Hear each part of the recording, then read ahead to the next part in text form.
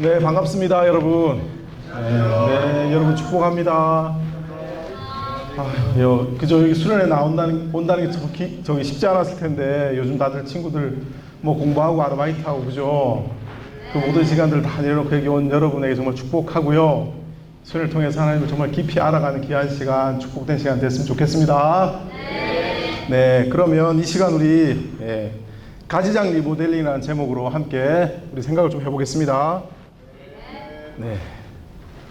여기 우리 정쌤도 계시고 저도 있고 다 있는데, 우리가 같이 다 공유할 수 있는 그 이름이 뭘까요? 가지장이겠죠. 누가 아까 말씀하셨는데, 그죠? 예, 우리는 모두 다 가지장이죠. 여기 지금 가지장 되신 분들 손 한번 들어볼까요? 원래 햇가지장 되신 분만 손 들어보세요. 아, 박수를 한번. 아우, 그죠? 예. 그 나머지 이제 또 우리 이제 저기 지체도 내년 되면 또 가지장이 되거나 그 내년에 또 가지장이 되거나 다들 가지장이 되기 위해서 다들 준비하고 있을 것 같아요. 그래서 여기 있는 모든 사람들은 어떻게 보면 가지장이고 또 예비 가지장들이라고 생각이 되어집니다. 저도 사실은 가지장이죠. 가지장이었습니다. 이게 되게 부끄러운 사진을 하나 보여주려고 하는데 열려고 하니까 되게 부끄럽네요. 예, 이게 제가 어디 있는지 아시겠습니까? 네. 아유, 감사합니다. 애기 안고 있는 제가 2004년에 포항에 사역할 때, 그때 제가 사역 6년 차였던 것 같아요. 그때 이제 포항 학생들하고 DT 갔던, 여기는 아, 부끄럽네요. 그죠? 네, 사진들입니다. 저도 여러분하고 같은 가지장이었다는 걸 좀 말하고 싶어서 사진을 찾아봤는데, 이게 아마 옛날에 한번 우리 대전에 와서 제가 그 비전에 대한 강의를 했을 때 한번 보여줬던 사진이었을 것 같아요. 여기 보신 분도 있을지 모르겠는데 기억이 안 났으면 좋겠네요. 너무 부끄러워서. 네. 제가 이렇게 기억해 보면 첫 햇가지장 됐을 때가 생각이 좀 나요. 그때 되게 이렇게 부담스럽고 두려웠던 것 같아요. 왜냐하면 제 개인적으로 부족한 부분이 많이 있었기 때문에 그런 부분들이 있었고, 그리고 가지장이 사실은 가지원의 영혼을 책임진다고까지는 말할 수가 없는데, 어떻게든 그 가지원을 잘 양육하고 잘 돌봐야 되는 영적인 그런 부담을 가지고 있잖아요. 근데 나를 보면 너무 부족한 게 많아서 사실은 그때 되게 두려웠던 기억이 납니다. 예, 여러분 아마 그래서 제가 지금 원래 햇가지장 대신 우리 가지장님한테 박수를 좀 보냈으면 했던 게 그런 마음이지 않을까. 그죠? 예. 아마 두렵고 떨림으로 가지원을 연결했을 거고 열심히 한 학기를 키우고 있었을 것 같은데, 하나님께서 그 은혜들을 기억할 거라고 생각됩니다. 저는 이제 그 햇가지장 생각을 하면 제일 기억에 남는 게 바람 맞은 기억이에요. 예, 바람을 정말 많이 맞았어요. 제가 이제 군대를 갔다 오고, 제가 92학번인데요. 군대 갔다 와서 96년도에 복학을 했어요. 그때는 군대가 2년 4개월?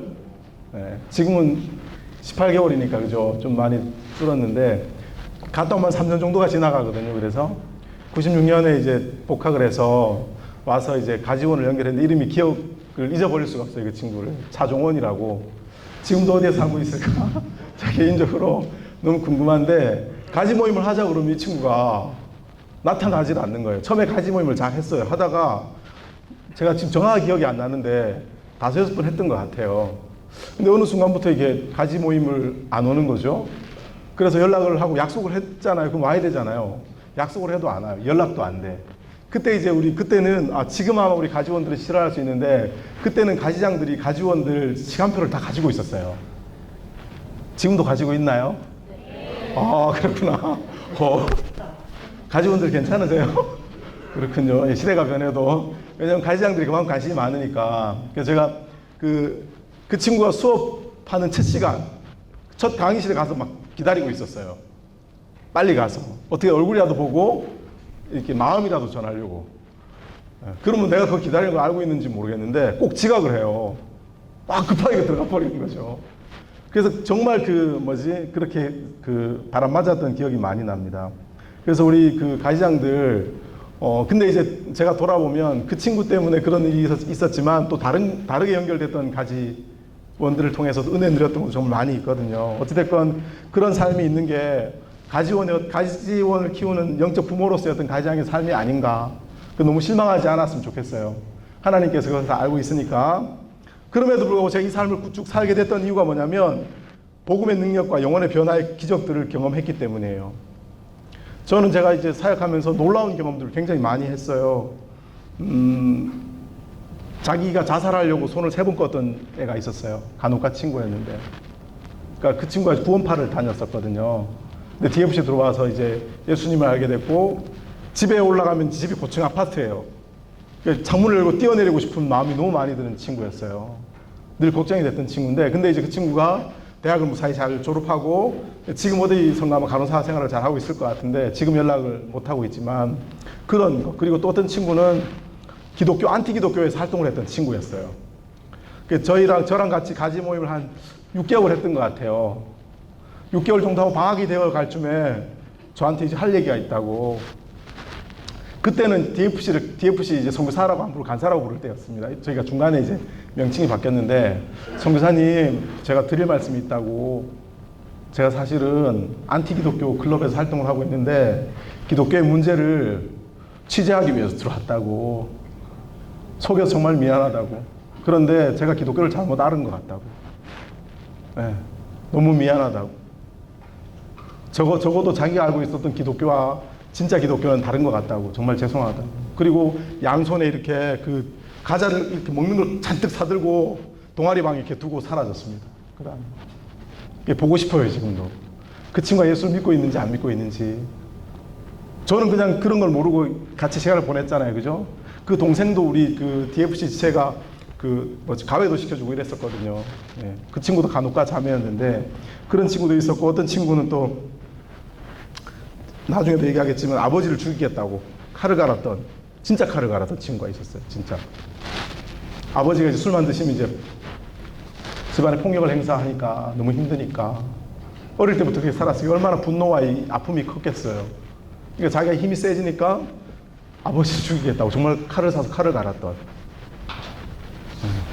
그런 친구도 있었어요. 근데 그 친구는 지금 정말 큰 그 자수성가를 해서 정직한 기업으로 키워서 지금은 드림텍이라는 회사에 그 공장을 3개나 가지고 있는 멋진 사장님이 돼서 뭐 뇌물을 주거나 이런 일을 절대 하지 않았습니다.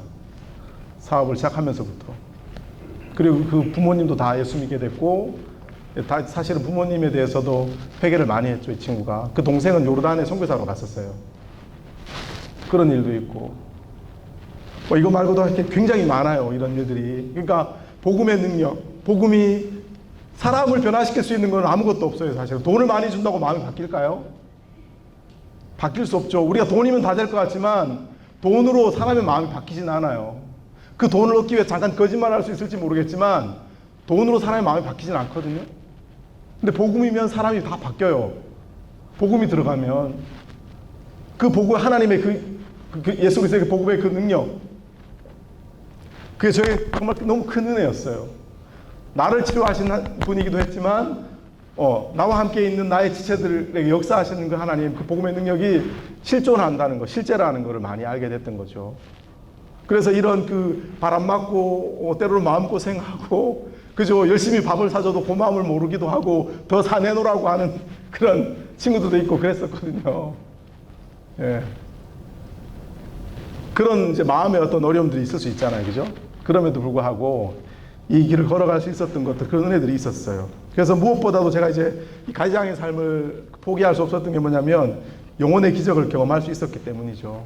거기에는 그 영혼의 그 변화 속에서 제가 경험했던 건 하나님이었어요. 하나님, 예수 그리스도 나와 함께 하시고, 나의 정말 부족하고 너무 두려워서, 영혼을 키우기엔 너무 두려워서 걱정하고, 그죠, 그런 나의 모습 속에 있는 나를 사용하셔서 하나님의 능력으로 그 영혼을 바꿔가는 게 너무 놀라웠죠. 너무 기뻤어요.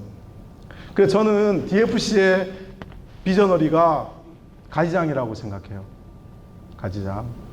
DFC의 제자의 또 다른 이름이 가지장이죠. 그죠? 가지장의 또 다른 이름은 양육자이기도 합니다. 양육자. 가지장이 된다는 건 어떤 의미죠, 여러분? 가지장이 된다는 건 어떤 의미예요? 영혼을, 예? 그렇죠, 제자가 된다. 그러면 그 제자가 또 가지원을 키울 때는 어떤 가지원으로 키워요? 또 다른 제자를 낳을 수 있도록 키우죠. 그죠? 큰 뭐 어떤 공동체를 이끄는 그런 어떤 리더십이라기보다는 한 영혼을 잘 양육해서 그리스도의 제자 잘 세워가는 거. 그런 의미에서는 보면 양육자의 의미가 굉장히 큰 것 같아요. 그래서 오늘 제목이 가지장 모델링인데 가지장에 대해서 양육자에 대해서 함께 생각을 해보려고 합니다.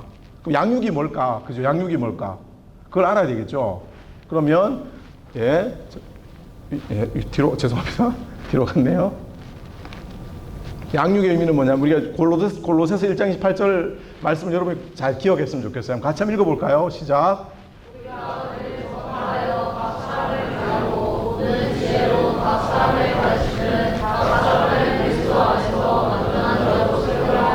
아멘. 네.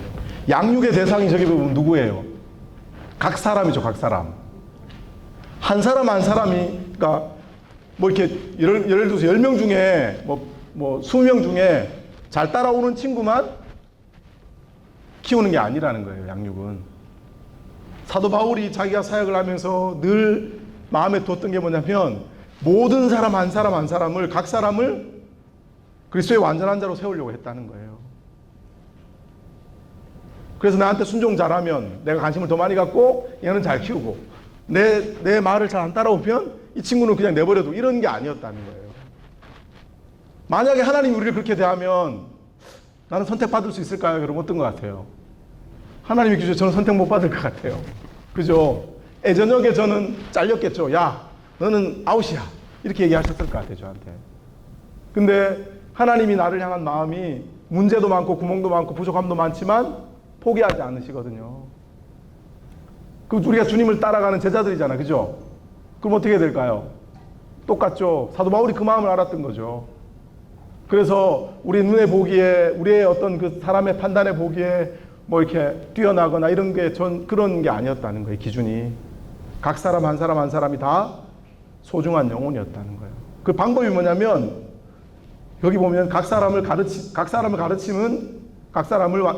통해서, 권하고 가르침을 통해서 양육했다는 거예요. 뭘 가르쳤을까요?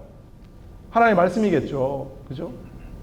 양육할 수 있는 도구가 뭐냐면 하나님의 말씀, 성경이에요, 성경. 여러분이 DFC를 졸업하고 나가면 여러분 인생 가운데 뭔가 결정하고 뭔가 선택할 때마다 기준이 되는 게 뭐겠어요? 예수님이라면 되게 추상적이잖아요. 그죠? 예수님께서 말씀하시는 기준이 다 어디에 있는 거예요? 성경 안에 담겨 있는 거잖아. 그죠? 구체적으로 내가 예수님의 예수님의 뜻을 따라가겠다라는 말은 뭐냐면 성경 말씀에 있는 그 가치관을 따라서, 뜻을 따라서 내가 순종하겠다는 말이 되는 거예요. 예수님 잘 믿어. 이렇게 얘기하면 되게 추상적이잖아. 그죠? 구체적으로 얘기하면 말씀에 순종 잘하는 뜻이 되는 거거든요. 그러니까 말씀에 순종을 잘하는 사람이 예수를 잘 믿는 거지, 그냥 이렇게 나 예수 믿고 있어 이런다고 예수 잘 믿는 건 아니라는 거예요. 그래서 우리가 가지원을 양육할 때, 지체들을 양육할 때 제일 중요한 도구가 뭐냐면 말씀이에요. 결국엔 생각나는 건 말씀이에요. 힘들고 어려울 때, 내가 어떤 길을 찾아야 될 때, 선택해야 될 때 기준으로 딱 떠오르는 게 뭐냐면 말씀이에요. 지금 저도 똑같아요. 여러분하고 전혀 다르지 않아요. 저도. 제가 사역자로 살고 목사로 살고 종교사로 살아도 여러분하고 저거 다를 게 하나도 없어요. 말씀 까먹으면 그냥 끝장입니다. 저도 똑같습니다. 그래서 가지원들을 말씀으로 양육하는 거예요. 말씀으로. 꼭 기억하셨으면 좋겠어요. 그리고 목적이 뭐냐면 그리스도의 완전한 자로 세우는 것. 우리가 완전하게 사람을 세울 수는 없지만 사도 바울이 목표했던 바가 뭐냐면 그리스도의 완전한 자로 세우려고 했다는 거예요. 그게 뭐냐면 그리스도를 닮아가려고 힘쓰고 애쓰는 영혼으로 세우려고 했다는 거죠. 그 얘기는 뭐냐면 그리스도가 머리가 되는 삶을 살도록 하겠다는 거예요. 사도 바울이 양육했지만 사도 바울을 따라가는 제자가 아니라 누구를 따라가는 제자라는 거예요? 예수님. 여러분 DFC에서 사역을 하지만 DFC라는 그 이름에 헌신하는 게 아니라 예수 그리스도에게 헌신하기 위해서 DFC 공동체가 있는 거예요. 여러분 잘 기억하세요. 이런 말 하면 좀 그런데 DFC에 열심히 온다고 해서 꼭 예수님을 잘 믿는 건 아니에요. 그래서 그쵸? 그 친구가 DFC 잘 오기 때문에 예수님을 만날 확률이 굉장히 높아지겠죠. 말씀을 계속 들으니까. 근데 내가 DFC 열심히 오기 때문에 내가 예수 잘 믿는다, 이건 아니에요. 예수 잘 믿는 사람들은 자기 삶의 자리에서 예수님의 원하는 대로, 뜻대로 선택하고 사는 사람들이죠, 사실은. 그걸 우리 뭐라 그래요? 신앙이라 그래요. 그게 제자도예요. 그 제자도는 삶입니다. 삶. 제자도는 지식적인 정리나 이런 생각이 아니에요. 제자도는 삶으로 드러나는 거예요. 네, 그래서 여러분이 어떤 양육의 대상이 가지장들이 내가 가지원을 바라볼 때 어떤 마음이냐면 한 영혼 다 절대로 우리 함부로 판단하면 안 된다는 거죠.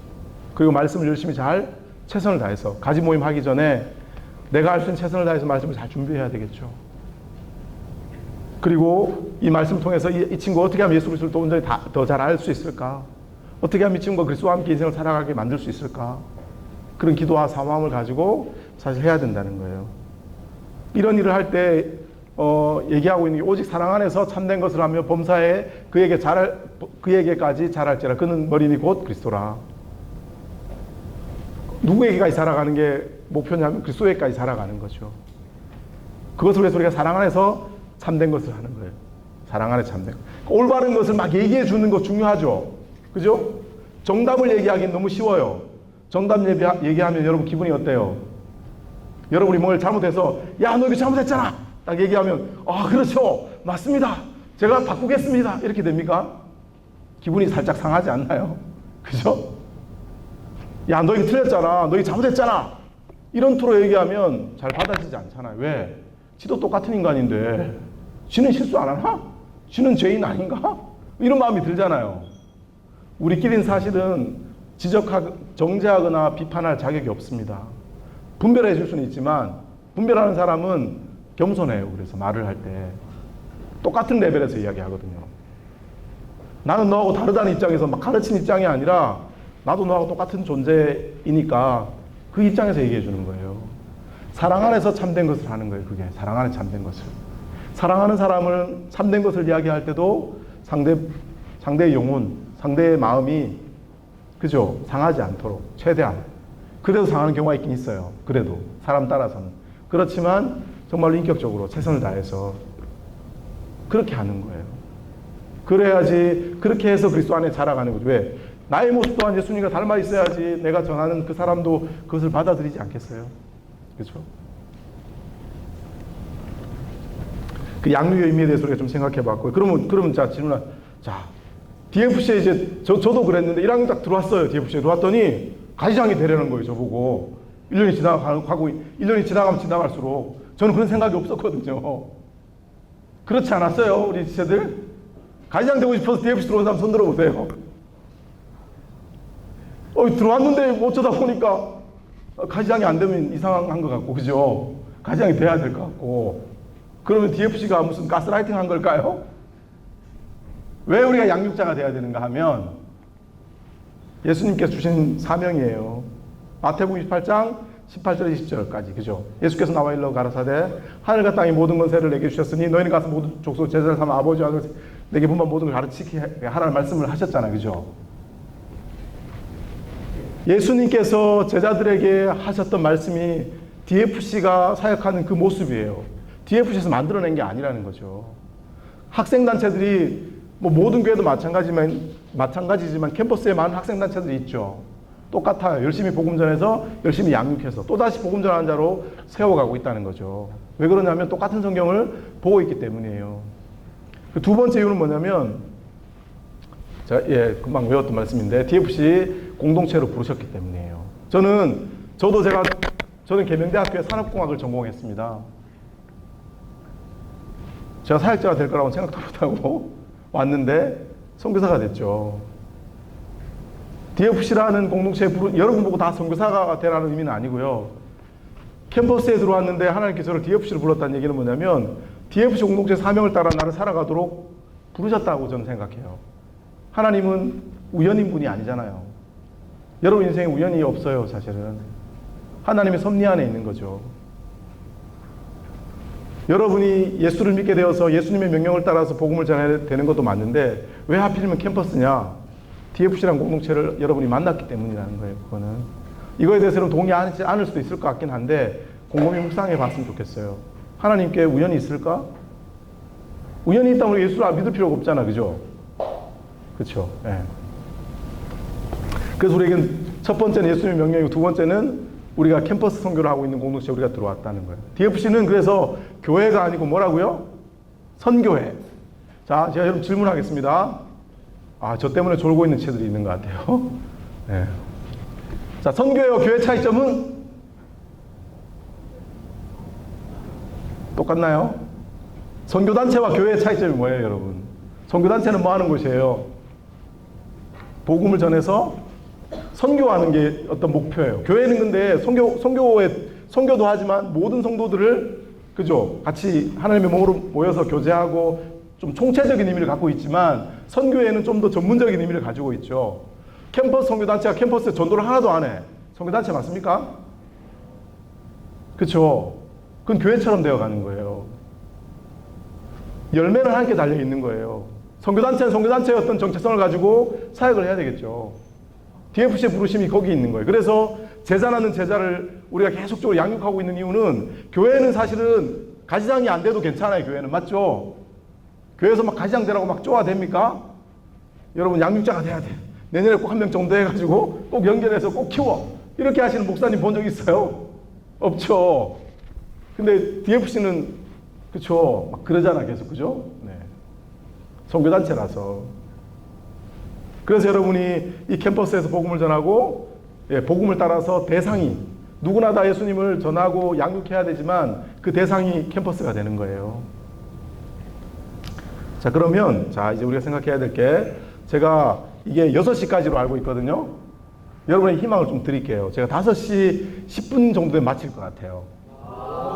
네. 근데 여러분의 태도에 따라서는 시간이 늘어날 수도 있을 것 같아.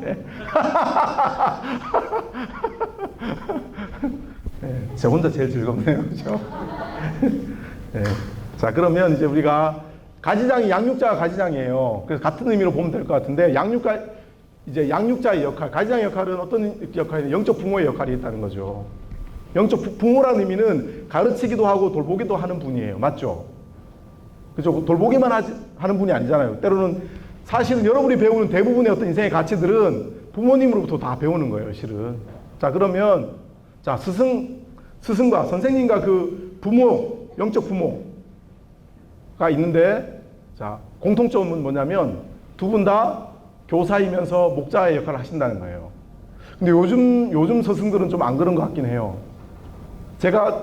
요즘은 이제 학교 선생님하고 학원 선생님하고 교회 선생님하고 좀 차이가 있는 것 같거든요.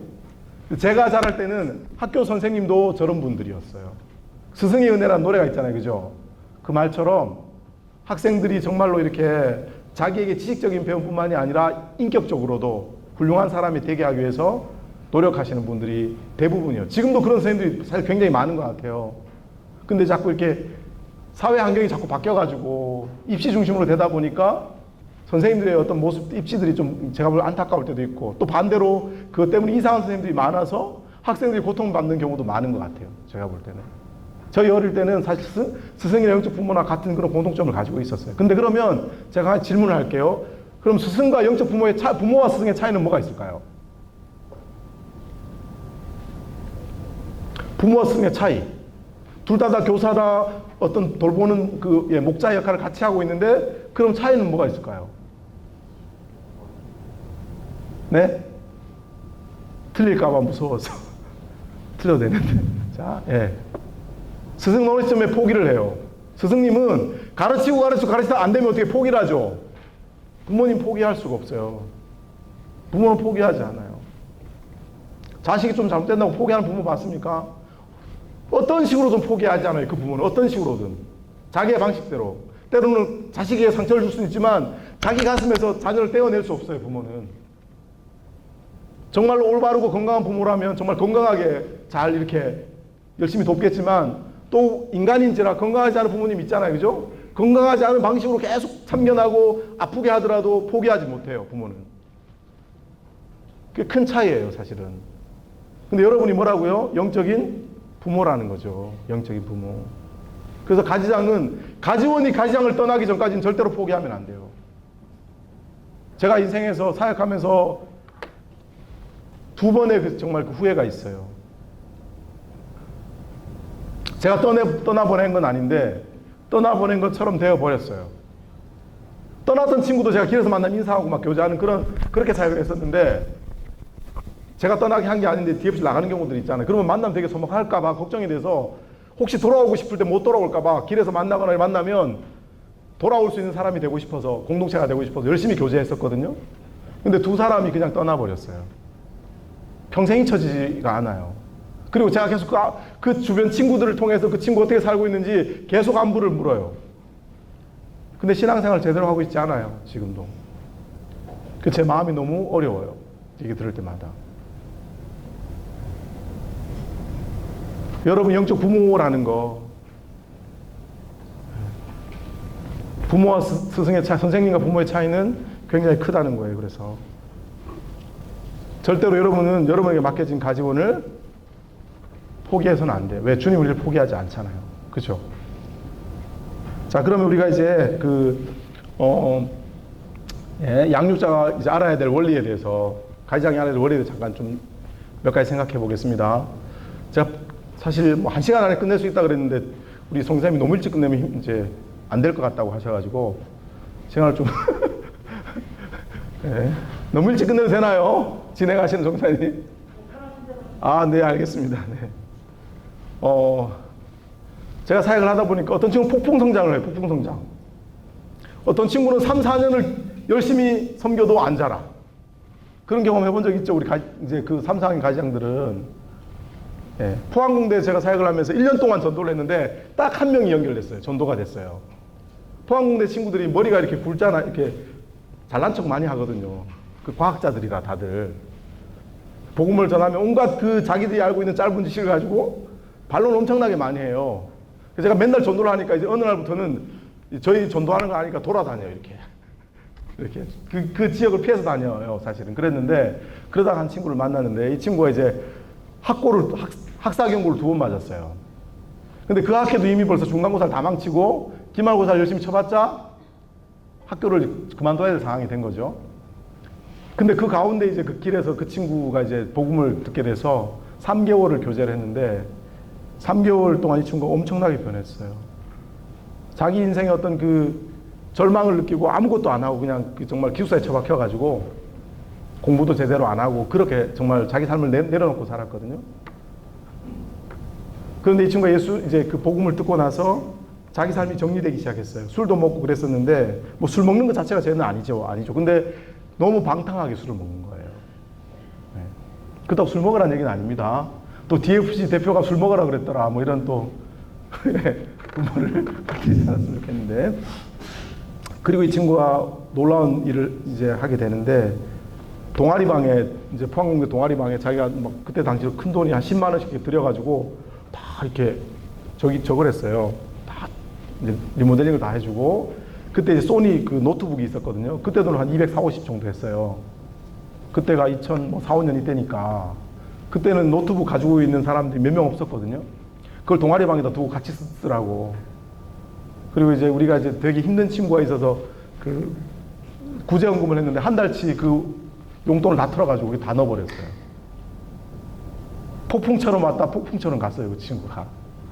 그리고 이제 학고를 맞고 군대를 갔어요. 그리고 제가 지금 이제 캐나다에서 공부를 하고 있는데, 박사과정 하고 있는데, 지금 계속 이제 그대로 교제를 했었는데, 그 친구가 이제 군 생활을 너무 그 마음이 바뀌었잖아요. 삶을 바라보는 시각이 다 바뀐 거죠. 하나님의 자녀라는 거. 자기 삶이 얼마나 귀하고 가치 있는지 알게 됐기 때문에. 그래서 자기 부모님도 열심히 전도하고, 그리고 군 생활도 열심히 하고, 제대하고 나서 다시 성균관대 수학과 1학년을 들어가서 다시 이제 그 수학을 좋아했거든요, 그 친구가. 네. 근데 수학과 1학년 들어가서부터 박사과정에 있는 그 선배들하고 같이 랩에서 연구를 하면서 매달 100만 원씩 연구비를 받았어요. 그죠? 놀랍죠. 물론 머리가 좋으니까 그렇겠지만, 그래서 학교 다니는 동안 하나님께서 재정에 별로 어려움 없이 잘 다니고 그랬었는데, 그 친구의 인생이 그 짧은 그 몇 개월의 그 시간 속에서 복음 때문에 변했던 거예요. 저도 깜짝 놀랐어요, 사실은. 제 인생에 그렇게 폭풍 성장하는 친구는 못 봤거든요. 그리고 이제 대학을 졸업하고 사실 캐나다 가기 전에 저를 찾아왔어요. 선교사로 지원하고 싶다고. 사실 그래서 제가 좀 하라고 하지 않고 고민해보라고 그랬어요. 왜냐하면 그 친구가 수학을 너무 좋아해서 하나님께 그게 쓰고 있는데, 이 친구를 내가 이렇게 이렇게 내 한마디에 이렇게 선교사가 되는 나중에 혹시 하나님의 길을 내가 방해하는 게 아닐까 싶어서, 그럼에도 불구하고 친구가 이제 선교사가 되겠다고 그렇게 막 해서 결국에는 알았다고. 그래서 그 교수님이 캐나다에 열어줬던 그 유학 과정이 있었거든요. 그걸 다 포기했어요. 안 가겠다고. 교수님도 막 노발대발하고 난리가 났어요. 그래서 저는 진짜 선교사 하는 줄 알았어요. 그리고 저한테 와가지고 한 달만 캐나다를 가보고 싶대요. 소식이 없어요. 한 달 공부해보니 너무 좋았던 거예요. 그래서 교수님과의 관계는 다 깨지고 그냥 갔었으면 됐을 텐데, 한 달 정도 연수를 하러 갔는데 수학이 너무 좋은 거죠. 그래서 제가 그러면 공부하라 그랬어요. 아마 그걸로 하나님께 너를 쓰실 것 같다고. 어찌됐건 그 친구는 좀 폭풍 성장을 했었고, 또 한 친구는 어떤 친구가 있었냐면, 그 부모님이 이제 가정 불화가 있었어요. 그 친구는 구원이라도 받았으면 좋겠다고 했는데, 생각을 했는데, 군대 가기 전까지만 해도 이게 잘 안 됐어요. 그 부모님, 결국에 군대 가 있는 동안에 아마 그 부모님이 이혼을 했던 것 같아요. 마음이 얼마나 힘들었겠어요. 제대를 하고, 군대 가기 전이었구나. 그 술 먹고 새벽 2시에 이제 막 저한테 전화를 했어요. 온몸에서 피가 난다고. 온몸에서 피가 난대요. 새벽 2시에 전화해서. 저 얼마나 무서웠겠어요. 죽는 줄 알았어요, 저는. 그 어디냐고 물어도 대답도 안 하고 전화를 걸어보, 공중전화니까 방법이 없잖아요. 전화 끊고 나서 막 붙들고 하나님 제발 한 번만 더 전화 오게 해달라고 전화가 왔어요, 다시. 그래가지고 이제 전화를 받고 나서 위치를 확인하고 119, 112에 다 전화를 했어요. 출동해달라고. 그리고 저도 차를 이제 몰고 갔는데 제가 제일 빨리 갔더라고요. 뭘 했냐면 이 친구가 그때 그 전화박스 손으로 때려가지고, 전화박스 우리 아시죠? 엄청 두껍거든요. 잘 안 깨져요. 주먹으로 깬 거예요. 그래서 유리 조각이 박혀 있더라고, 이렇게. 술을 먹었으니까 이게 피가 다 묻었을 거 아니에요. 그러니까 자기는 이제 온몸에 피가 난다고 생각하는 거야. 그 친구가 새벽에 이제 그 병원에 데려가서 응급실에 꼬매고 해서 재워가지고 보내고, 그런 과정 속에서도 이 친구는 사실은 신앙에 큰 그게 없었어요. 그리고 군대를 갔다 와서 근데 일이 벌어졌어요. 군대 갔다 오더니 친구가 이렇게 되게 좀 얌전해졌어요. 수련회 왔는데 마지막 이렇게 이제 졸업하기 전에 맞은 겨울 수련회였는데 막 울면서 자기 부모님을 유해했던 걸 막 회개하기 시작하는 거예요. 정말 막 펑펑 울면서 진짜 막 사람이 꼬꾸라지듯이. 그리고 이제 바뀌기 시작했어요, 사실은. 그 친구는 졸업할 때가 되어서야 정말 하나님의 은혜를 깊이 깨달은 거죠. 어떻게 보면 이 친구한테 에너지를 더 많이 쏟았는데 이 친구는 잘 안 자라고. 이 친구는 사실 별로 한 게 없잖아요, 제가. 그죠? 자기가 막 알아서 막 은혜를 받아가지고. 그래서 여러분, 우리가 기억해야 될 건 뭐냐면, 물 주고 심는 사람은 우리지만 자라게 하시는 분은 하나님이라는 거예요. 같이 읽어볼까요? 시작.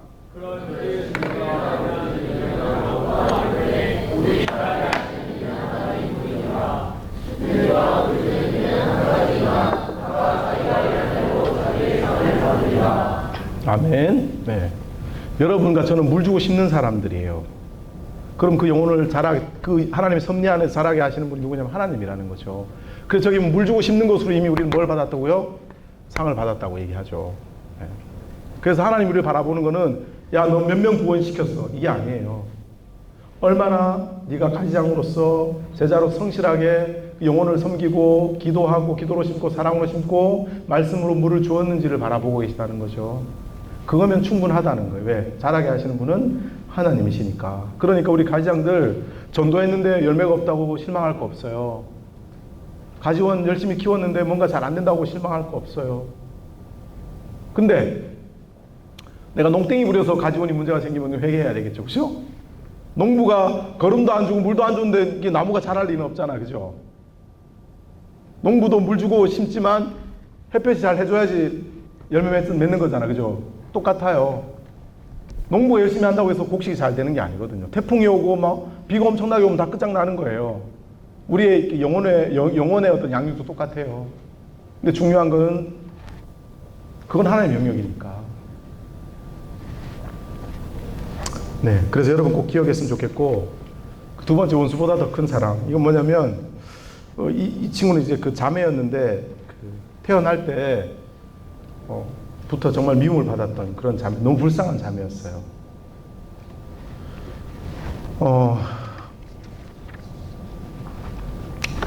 그 재앙덩어리라고 집에. 그러니까 이 집에 뭔가 잘못되면 다 얘 탓인 거예요. 잘 모르니 집에서 이제 아들이 태어나기를 바랬던 것 같아요. 옛날에 지금은 그런 게 많이 없지만 옛날에는 이렇게 아들 선호 사상이 많았잖아요. 또 경상도는 지금도 좀 많이 있는 것 같아요. 있는 것 같은데 포항에 있을 때였는데 그래서 어찌됐건 그 부모님이 아주 어릴 때 이혼했는데 이 할머니가 며느리가 나간 것도 다 이 딸 잘못인 거예요. 보통 할머니, 할아버지는 손주를 이뻐하잖아요. 할머니가 이 아이를 엄청나게 괴롭혔어요. 대학에 올 때까지도. 그래서 알바를 하면 알바한 돈을 다 뺏어가고 너무 힘든 친구였어요, 이 친구가. 그러니까 뭐 사랑을 못 받고 자랐으니까 얼마나 사랑이 고팠겠어요. DFC에 와서 사랑을 주니까 잘 받으면서도 그걸 이제 믿지를 못하는 거죠. 그래서 뭘 이렇게 사람을 섬길 줄을 몰라요.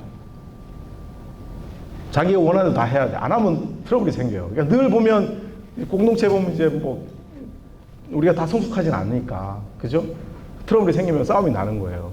그럼 그걸 또 수습을 하고 나랑 가지 모임을 하면 내 필통을 뒤져가지고 좋은 거 있으면 자기가 가져가요. 근데 고맙다 감사하다 이런 말이 없어요. 그런 말 할 줄 모르는 그런 친구였어요. 네. 그런데 이 친구가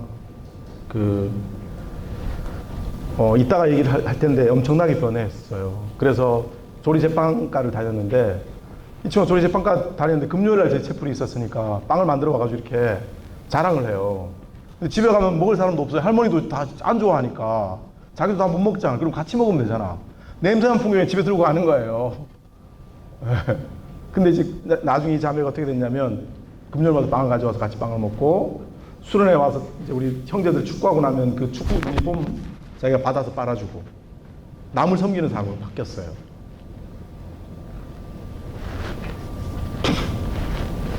그리고 이제 그 미워했던 엄마를 용서하고 지금 이제 교류하고 살고 있거든요. 어릴 때 자기 일을 버리고 떠난 엄마에 대한 아픔이 컸을 거 아니에요. 그죠? 근데 시야가 이렇게 바뀌는 거죠. 예. 어떻게 보면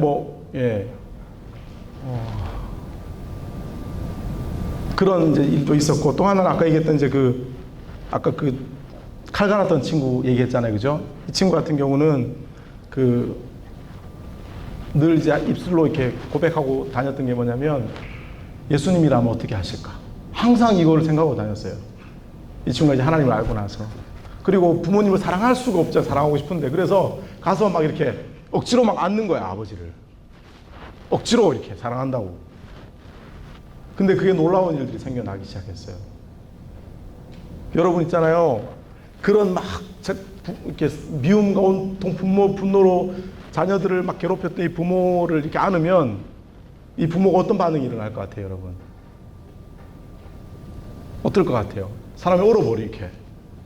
이 아버지도 사랑을 받아본 적이 없는 거야.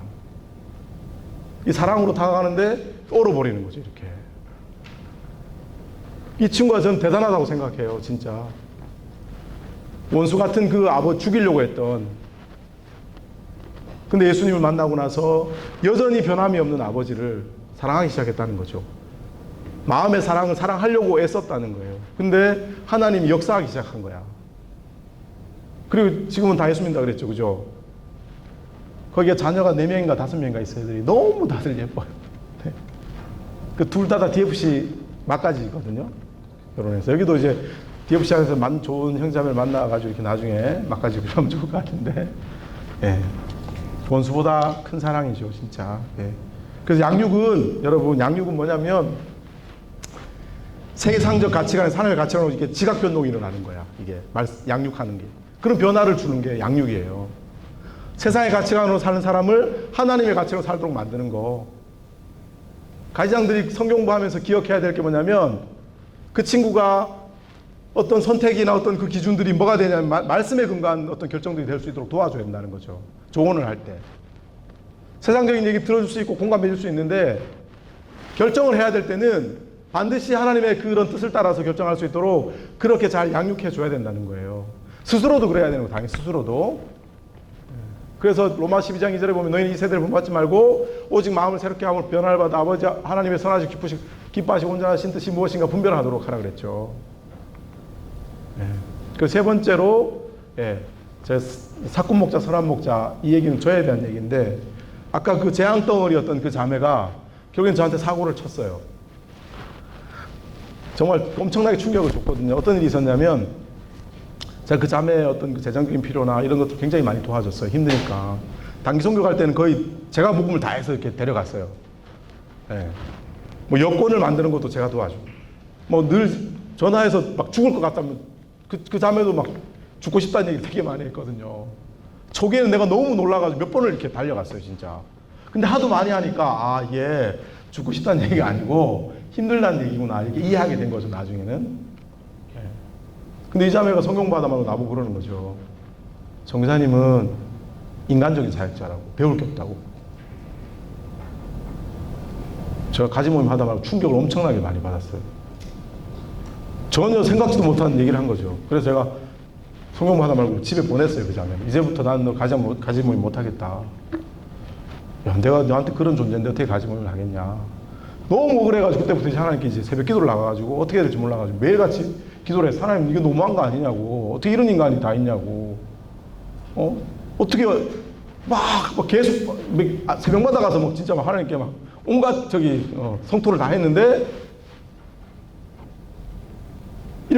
제가 이제 일주일 되던 날에 주님께서 이렇게 제게 깨달음이 주신 게 뭐냐면, 기현아, 너는 선한 목자냐 사꾼 목자냐 이렇게 물으시는 거예요. 그 자매가 내 양이잖아, 그죠?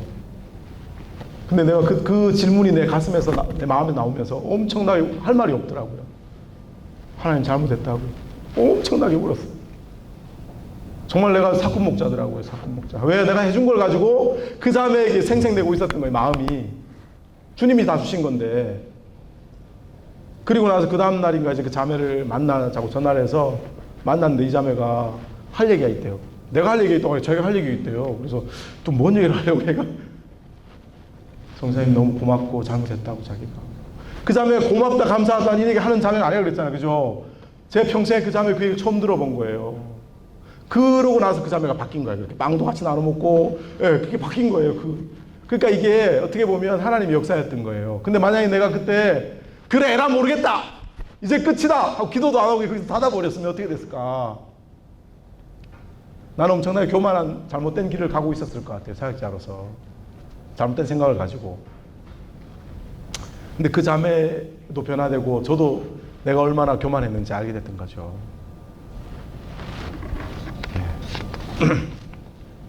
그래서 여러분, 아까도 얘기했지만 양육은 어떤 경우에도 양을 포기하지 않는 거예요, 여러분. 그게 영적 부모라는 거예요. 자, 우리 요한복음 10장 11절 12절 같이 읽어볼게요. 시작.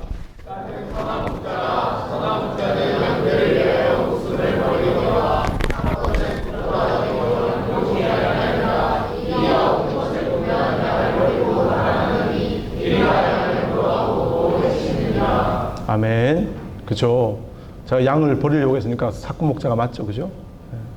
저 말씀이 생각이 났어요, 제가. 여러분이 가지원을 가지장이 된다는 의미, 가지원을 내가 품겠다는 의미는 저런 의미예요, 여러분. 위대해서도 아니고 우리가 잘나서도 아니고 뛰어나서도 아니에요. 왜냐하면 주님께서 나를 품어줬던 것처럼 나도 주님의 그 은혜와 그 능력을 덧입어서 내가 부족하지만 최선을 다해서 주님을 따라가겠다는 그냥 그런 거예요. 너무 거창하게 생각할 건 아니죠. 그래서 너도 부족 나도 부족.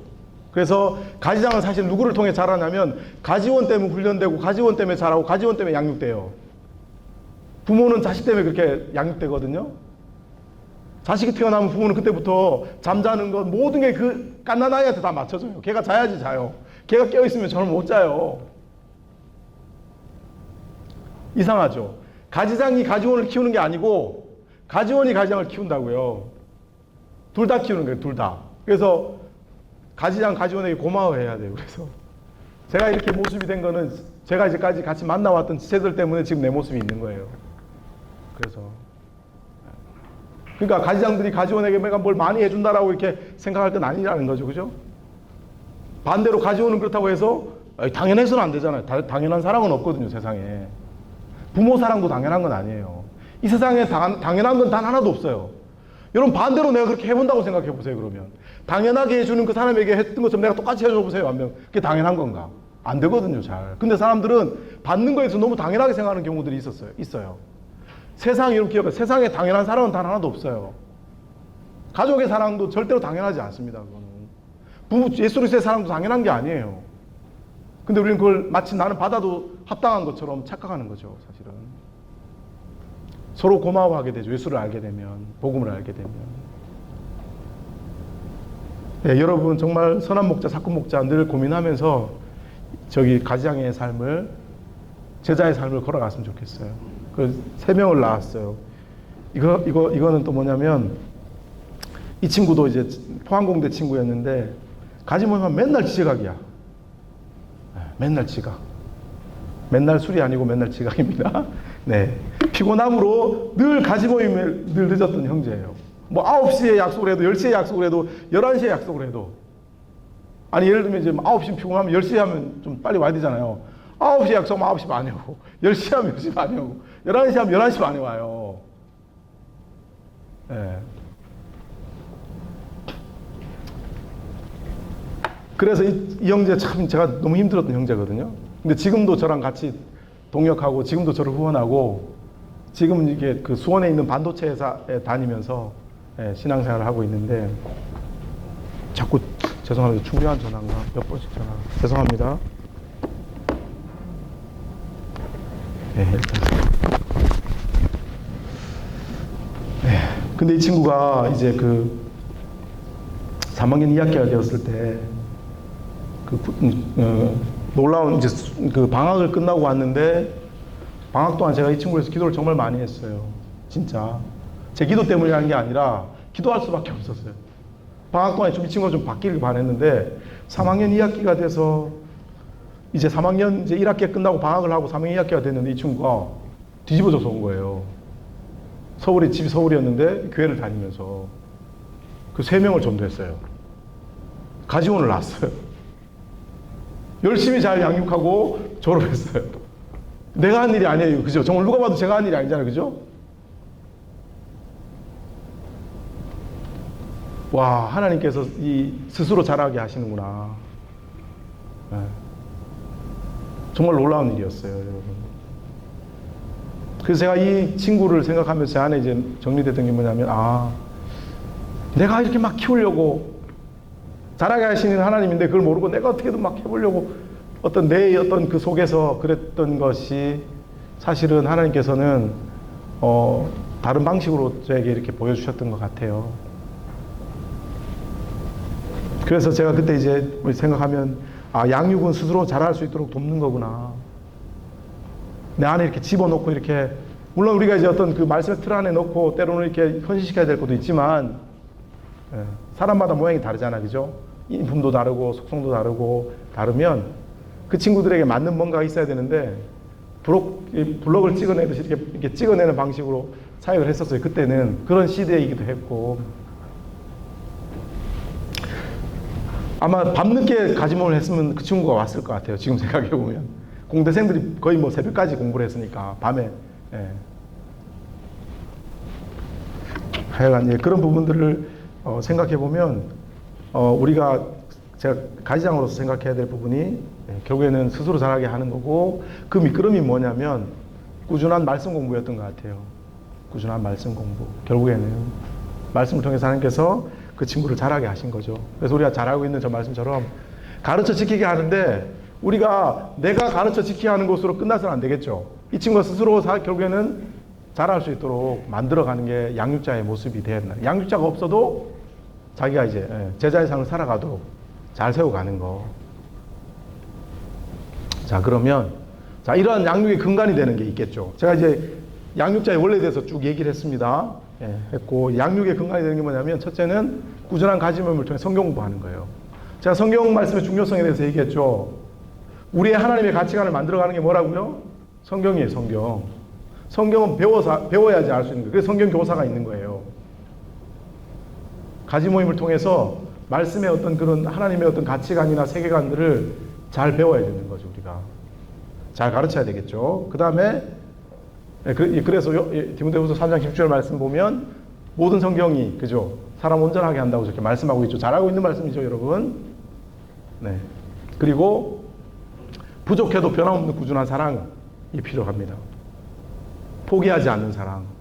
제가 경험했던 그런 그 열매들이 결국에는 하나님께서 얘기하셨던 사꾼 목자, 선양 목자에게 물으셨던 것도 그런 의미겠죠, 그죠? 근데 정말 인내하며 기다렸을 때 하나님께서 그 영혼들을 변화시켜가는 복음으로 여러분 부족해도 괜찮아요. 그걸로 최선을 다하세요. 포기하지 말고 여러분이 할 수 있는 최선, 내가 할 수 있는 최선을 얘기하는 거예요. 아, 난 저처럼 뭐 그렇게 하라는 게 아니라 내가 생각할 때 하나님께 부끄럽지 않게 최선을 다할 수 있는 그 최선을 얘기하는 거예요. 하나님 그럼 여러분을 사용하실 거예요. 성경에 보면 사랑이 율법의 완성이라고 이야기하고 있고, 예, 최고의 법이라고 이야기하고 있죠. 부족하더라도 여러분의 그 작은 사랑, 뭐 내 돈을 다 갖다 주고 이런 거 말고요. 피곤하면 이렇게 비타오백이라도 사다 주고, 감기 걸렸으면 따뜻한 물이라도 하나 떠다 주고, 힘들다고 하면 왜 힘든지 물어봐 주고 들어주는 거, 그런 게 사랑이거든요. 네. 그런 건 할 수 있잖아요, 그죠? 네. 저는 그것 때문에 변화되는 친구들을 너무 많이 봤어요. 요 남양주에서 지금 동물 카페, 펫 카페를 하고 있거든요. 그 친구가 대학에서 노란 머리를 하고 완전 지금은 그렇지만 그 시대는 정말 파격적이었어요. 생 노란 머리를 했는데 그 친구를 DFC에 내가 연결하려고 엄청 애를 썼는데 안 됐는데 어떻게 들어왔냐면 그 친구가 감기에 걸렸어요. 제가 그래서 그때 감기약이랑 바나나를 사다 줬어요. DFC에 들어왔어요. 감동을 받아서. 뭐 아무것도 아니잖아요. 그 감기약 얼마 되지도 않는 거고 바나나 뭐 얼마나 비싸겠어요.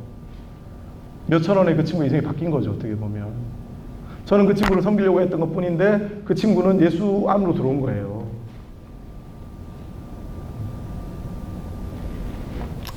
네, 그래서 여러분 이런 양육의 기초들, 그리고 다름을 배우고 용납하는 공동체, 서로 다르다는 거예요. 우리가 공동체는 서로 다름을 배우는 거예요. 서로 용납하는 법을 배우는 거죠. 나를 주장하는 부분들이 있으면 아마 누군가는 여러분을 받아주고 있을 거예요. 내 모난 부분이 막 내가 이렇게 하고 있는데 누군가 그걸 받아주고 있을 거라고요. 기독교 공동체가 좋은 게 그런 거예요. 나의 모난 부분이 드러났을 때 그게 드러나져서 보여질 수 있다는 거죠. 그리고 그것이 나중에 이렇게 회복될 수 있고 자랄 수 있고 건강해질 수 있다는 거예요. 반대로 내가 또 그 사람들을 품을 수 있는 그런 좋은 훈련의 장이 돼요. 그래서 공동체에서 잘하고 사회에 나가면 잘 살아요. 대부분 다. 기독교 공동체, 지금 대학에서 어떻게 보면 우리 인생의 가장 중요한 부분이 뭐냐면 그런 사회 관계를 배울 수 있는 가장 좋은 것이 저는 기독교 공동체라고 생각해요. 밖에서 자기 막 못난 거 다 드러내면 같이 있어 주기를 뭐 좋아하나요? 그죠? 그렇지 않죠. 근데 여기는 진심으로 이렇게 받아주잖아요. 서로 다름을 배우는 거예요. 다름은 틀린 게 아니잖아요. 그죠? 네. 같이 사는 법을 그렇게 배우게 되는 공동체를 같이 공유하고 나누어주는 게, 그게 이제 우리가 그런 공동체가 있기 때문에 양육이 되어지는 거거든요. 그래서 인큐베이터라고 생각합니다. 그래서 저는 이 DFC 공동체가 영적인 인큐베이터라고 생각해요. 그래서 예, 자, 그런데 자, 양육이 이렇게 우리 은혜롭고 좋은 힘지만 힘든 부분이 있죠, 그죠? 우리 여기서 4학년 가장 손 좀 한번 들어볼래요? 예, 4학년 가장 중에 뭐가 제일 힘든 것 같아요? 가지장하고 삶을 사니까 제일 힘든 거 뭐가 제일 힘들어요? 저 형제는 무조건 웃고만 있네요. 다 힘든가 본가? 예, 혹시 뭐 없어요? 아, 연락이 잘 안 되고 바람 맞고 이런 거, 그죠? 심적인 이런 마음을 써야 되는 거, 그죠? 네. 또 뭐가 있을까요? 네? 그죠? 시간을 내야 되는 부분도 맞아요. 몸을 내고 시간을 내는 거. 요즘 어떤지 모르겠는데 예전에는 가지장들이 밥을 다 사줬어요. 만나면 똑같은 학생인데, 그죠? 돈, 재정의 어려움들. 하여튼 이 어려움들이 있다는 거. 자, 봅시다. 환경의 어려움들이 있어요. 이건 뭐 여러분하고 좀 말이 안 맞을 수 있는데 사도 바울은 저때 저런 어려움이 있지만 지금은 이제 다른 어려움이겠죠. 그죠? 환경적인 어려움들이 있죠. 왜냐하면 어떤 환경적 어려움이 있냐면 요즘 애들이 가지 모임하고 아까 시간 얘기했는데 할 게 너무 많잖아. 그죠? 그 다음에 사회가 우리를 경쟁사회로 몰아넣잖아요.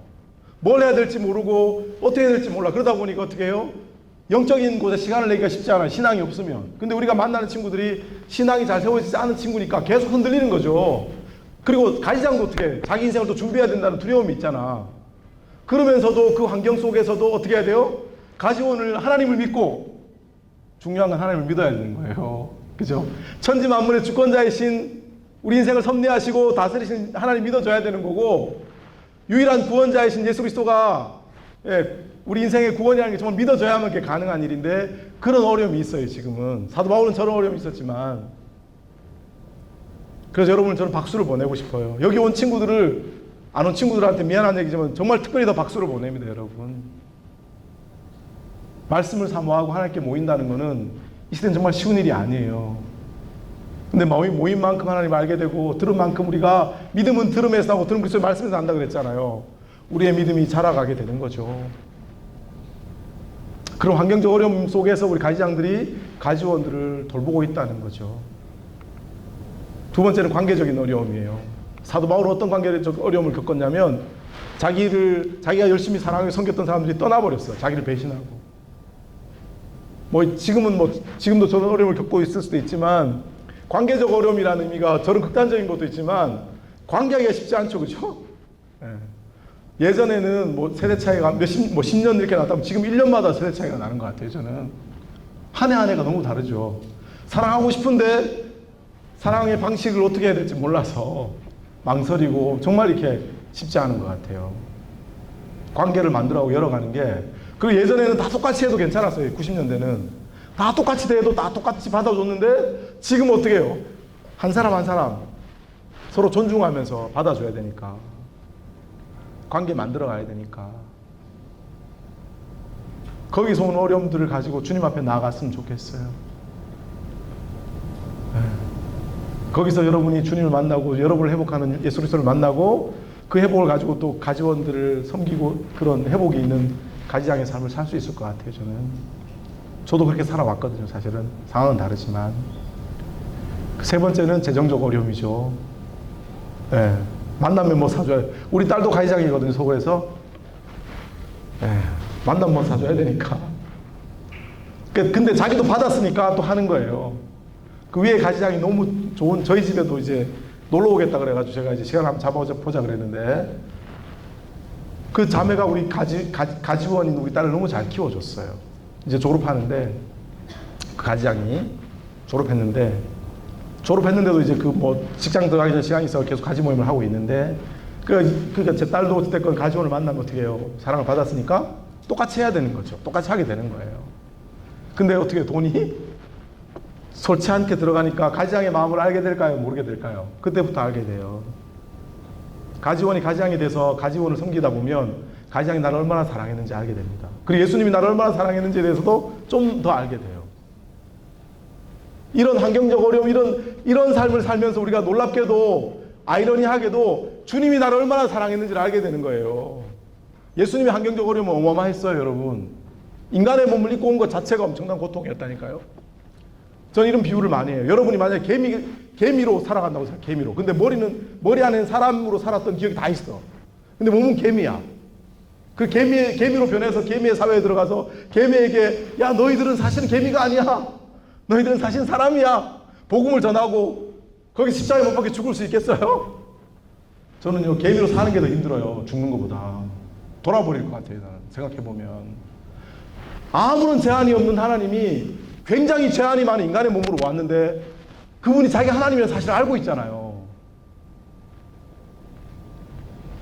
인카네이션은요, 십자가에 죽는 것보다 전 더 힘들 것 같아요. 저는 십자가도 힘들지만 인카네이션 자체는 더 힘들었을 것 같아요. 그 환경적 어려움을 예수님께서 누구를 위해서? 내가 뭐라고? 우리는 죄인을 위해, 착한 사람을 위해서는 죽어줄 수 있고, 의인을 위해서, 그죠? 독립운동 이런 걸 할 수 있는데, 극악무도한 죄인을 위해서 대신 죽어줄 수 있는 손 들어보세요.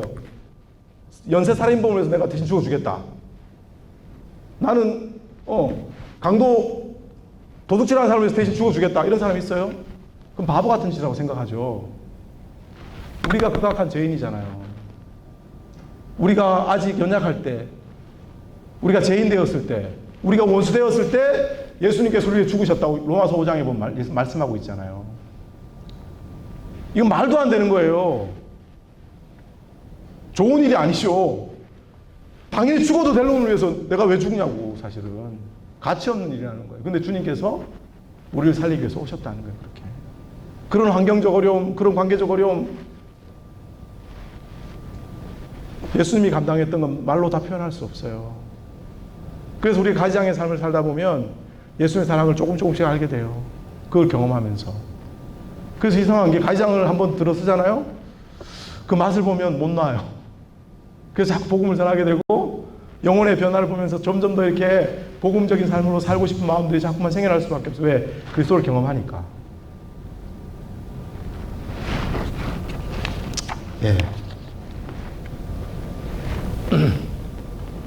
사도 바울은 재정이 어려워서 자기가 그 사역에 방해되지 않는 선에서 장막을 만들어서 팔기도 했어요. 네. 오늘 강의 내용은 1시간 더 해야 되는데 1시간밖에 안 어떡하죠? 네. 그래서 결론을 내리면 가장의 삶은요 예수 그리스도를 경험하는 삶이에요. 네.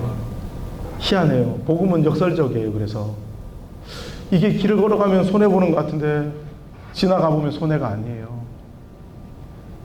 왜 그러냐면 한번 생각해 보세요, 여러분. 이게 믿어지는지 모르겠는데 요한복음 15장에 보면 우리가 예수님 안에 있잖아, 그죠? 예수님 안에, 예수님도 내 안에 있고 우리 DFC 철학이 근거한 게 요한복음 15장인데 그 예수님이 어떤 분이냐면 우주 만물, 천지 만물의 주권자 하나님이에요. 그분이 일하시면 어느 누구도 막을 수가 없어요. 그분의 어떤 그 정하심과 그분의 말씀을 이룸에 있어도 어느 누구도 막을 수가 없는 그런 존재예요. 그리고 그분은 이 천지 만물의 유일한 구원자고 완전한 구원자예요. 근데 그분이 나와 함께 있대요.